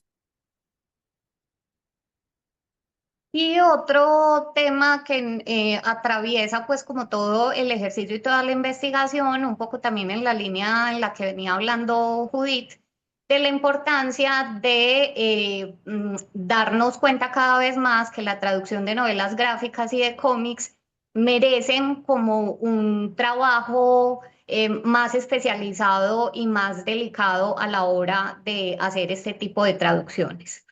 Nosotras hubiéramos querido también hacer un análisis, por ejemplo, más semiológico y más semiótico, más de lo que tiene que ver ahí con la imagen, pero pues por cuestiones de tiempo no lo logramos. Entonces, como les decíamos, decidimos, y con esa idea de que este discurso feminista atravesaba toda la novela gráfica, escoger algunos casos que tuvieran más relevancia en términos traductológicos. Hubiéramos querido también tener más tiempo para hacer un ejercicio con ustedes, habíamos dejado unas hojitas, pero no tenemos tiempo, entonces ahorita nos gustaría escucharlas y escucharlos para que nos digan si nuestra percepción de la traducción es real o si, no sé, queremos que hagan igual el ejercicio y nos digan si encuentran otras formas como particulares de hacer estas traducciones. Bueno, el primero, yo no sé si alcanzan a ver, el primero habla de, a ver, les voy a poner como un contexto. Esta es la mamá de Paola que fue a la consulta del doctor. Y resulta que el doctor le decía y le seguía diciendo en varias consultas que ella no estaba en embarazo, que ella se estaba inventando pues como las cosas, que ella tenía otro tipo de enfermedad. Entonces, estas son algunas de las frases que le decían, que son como cosas populares, que le decían alrededor de los síntomas que ella sentía, que ella creía que estaba en embarazo, pero que los doctores decían que no. Entonces, que tiene agua, que, ¿qué dice ahí, Cris? Está asustada de estar en un país de extraño, es mal de altura, está poseída, un montón de frases que están alrededor, y nos pareció muy curiosa la de tiene agua. Normalmente uno cree que tener agua es como retención de líquidos, y la traductora pues tomó esta decisión, she has water, que uno no sabe si está acorde pues como de la traducción. No sé qué piensen ustedes, pero sí, nos pareció pues como curiosa esta viñeta. Si alguien quiere hacer algún comentario y si no, vamos pasando. Tenemos muchos casos así. Pues ella quería preguntar. No, yo no sé. ¿Seguimos? Sí. Ok, listo. El siguiente caso, si ven a la izquierda, está la viñeta en español, que es la original. Esta es una escena en la que la preadolescente se encuentra con su hermana y le dice, no puede ser, creo que me llegó la regla por primera vez, te extrañé mucho. Y luego un textico que dice, el día que llegué a Colombia me volví adolescente. Este, por ejemplo, como les decíamos, es un tema que tiene que ver con lo femenino, que tiene que ver con cómo se habla de estas experiencias en las mujeres. Y la traducción, si bien entendemos que aquí nos llamó la atención dos cosas. Una, perdónenme, yo corro eso que no veo.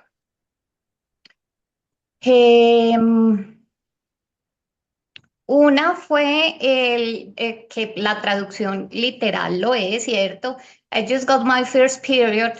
No sé, ¿cierto? Como que nos parece que para nosotras, o que hay otras formas, que fue un poco como lo que encontramos y una de las preguntas que nos hacemos al final. Y es ahora que hay tanto slang, que hay tanta fraseología también en inglés, si bien esta traducción no es acabada de hacer, ya tiene como unos 10 años, yo creo.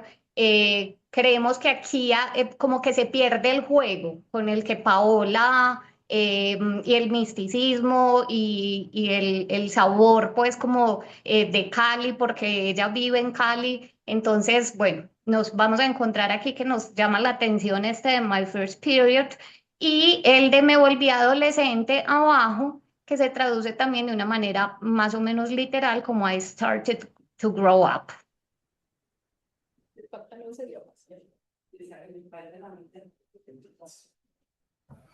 Bueno, esta es muy, muy interesante porque no sabíamos que había un equivalente para atrapacunas.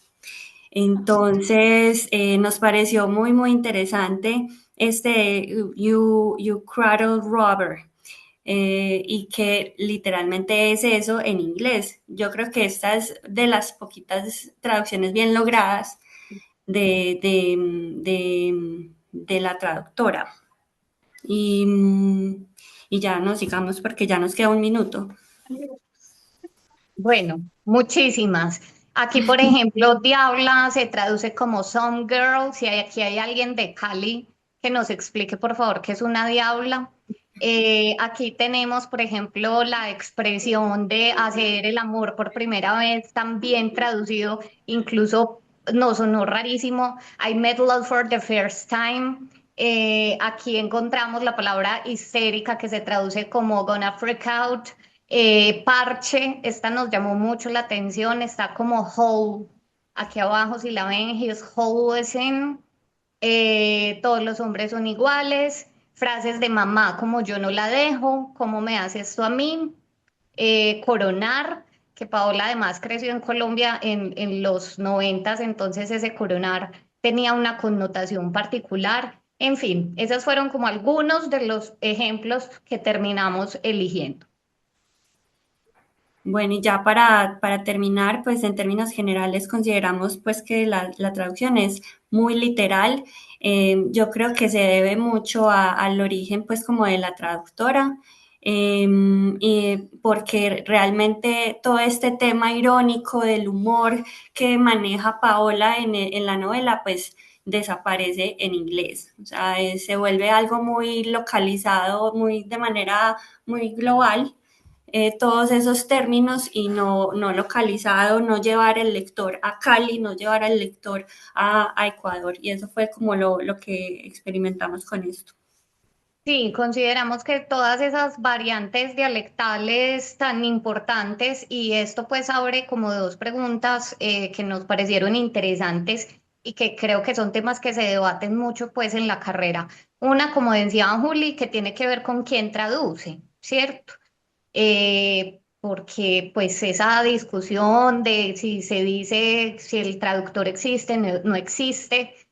Yo personalmente creo que el traductor y la traductora debería existir, y sobre todo pues en algunos casos donde nos encontramos con cosas como estas, es una mujer que tiene mucha experiencia en la traducción de novelas gráficas, pero que es, tiene familia como italiana, pero creció en Estados Unidos y pues que creemos que ahí hay una cosita como que queda faltando, como dice Juli. Y esa otra pregunta es sobre la traducción inversa, ¿cierto? Porque si bien es necesario como esa persona que hable y que haya crecido en ese contexto, haciendo del inglés, en este caso, su lengua materna, creemos que llevar una novela gráfica, hoy pasa también en la literatura y en muchas otras cosas, productos, digamos, que son, que tienen como esa característica cultural, hace pues que sea importante también alguien que conozca el contexto en el que se escribe la obra. Listo.